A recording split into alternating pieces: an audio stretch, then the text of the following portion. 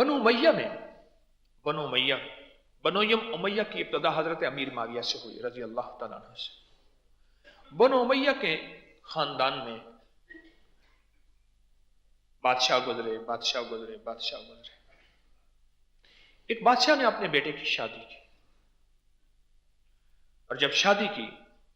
اس نے ایک نصیحت کی۔ انہوں نے کہا بیٹا، میں نے جتنے بھی بادشاہ دیکھے ہیں کسی کی اولاد کو میں نے فرما بردار نہیں پایا، ہر بادشاہ کی نظر اپنے باپ کے تخت پہ ہوتی تھی، ہر بیٹے کی نظر باپ کے تخت میں ہوتی تھی کہ باپ کب مرے، کیسے مرے، اور میں تخت کا اگلا وارث میں بنوں۔ تو بیٹا تو ایک کام کر لینا، اگر تو چاہتا ہے تو تخت پہ ہمیشہ پرسکون رہے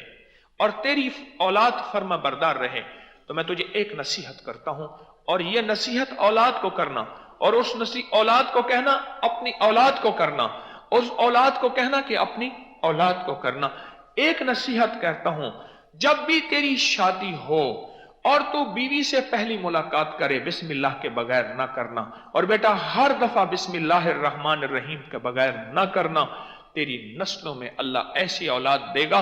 جو باپوں کے سامنے جن کی آنکھیں جھک چکی، اللہ ایسی اولاد دے گا۔ اور لکھا ہے، اس میں لکھا ہے کہ اس کے بعد ایسی اولاد اس کے بعد ملی کہ ان کے والدین ان کے لیے آنکھوں کا نور تھے، اور کہتے تھے پھر کسی نے اس بیٹے نے، جو بیٹا پیدا ہوا، اس نے پھر بیٹوں کا امتحان لیا، ایک بندے کو بھیجا جو خاص خادم تھا، ان کا دوست بھی تھا، اس نے نا شکار کھیلتے ہوئے ایسے بات کہی، واہ تیرا شکار تو زبردست ہے یار، بس اب تیرے والد بوڑھے ہو گئے ہیں، یا جو ہے گوشہ نشین ہو جائیں، یا اللہ انہیں جنت میں بھیج دے، اب تخت کا وارث ہی تو ہے۔ اس نے شکار اس کے طرف تیر کیا، کہا اگر تو میرا استاد اور مربی اور اتالیق نہ ہوتا، اس شکار سے میں تجھے چیر کے رکھ دیتا، اس تیر سے، تو نے میرے والد کے بارے میں یہ بات کہی ہے۔ باپ نے کہا تھا امتحان لینا،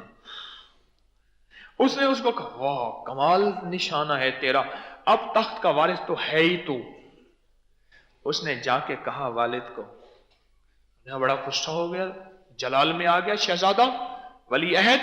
اور کہنے لگا کہ الحمدللہ میرے والد نے جو نصیحت کی تھی وہ بھی سچ ہے، اور بسم اللہ کی تاثیر بھی سچ ہے،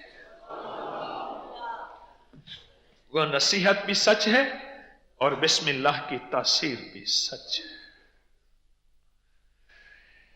بسم اللہ کے ساتھ دوستی کر لینا۔ وعبقری حسان